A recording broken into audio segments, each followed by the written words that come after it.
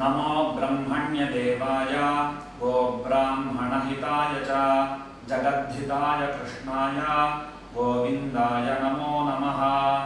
आब्रह्मलोकादाशेषात् आलोकालोकपर्वतात् ये वसन्ति द्विजा देवाः तेभ्यो नित्यं नमो नमः।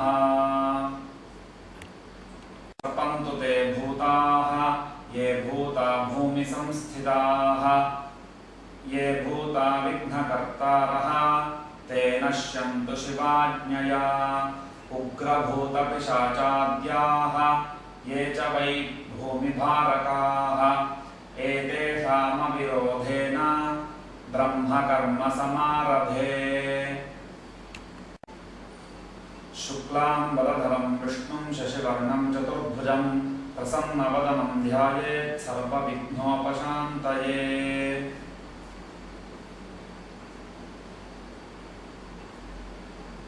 ॐ भूः ॐ भुवः ॐ सुवः ॐ महः ॐ जनः ॐ तपः ॐ सत्यम् ॐ तत्सवितुर्वरेण्यं भर्गो देवस्य धीमहि धियो यो नः प्रचोदयात्।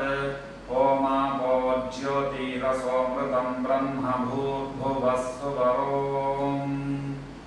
ममोपात्ता समस्ता दुरितक्षयद्वारा श्रीपरमेश्वर प्रीत्यर्थं सायं संध्या गायत्री महामन्त्र जपं करिष्ये।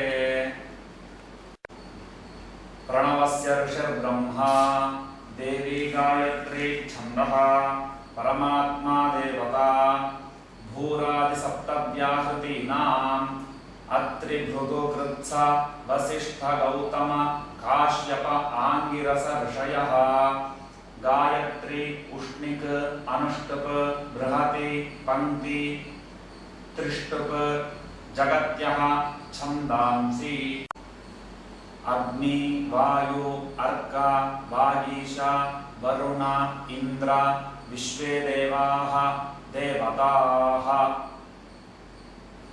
ॐ भूः ॐ भुवः ॐ सुवः ॐ महः ॐ जनः ॐ तपः ॐ सत्यम् ॐ तत्सवितुर्वरेण्यं भर्गो देवस्य धीमहि धियो यो नः प्रचोदयात्।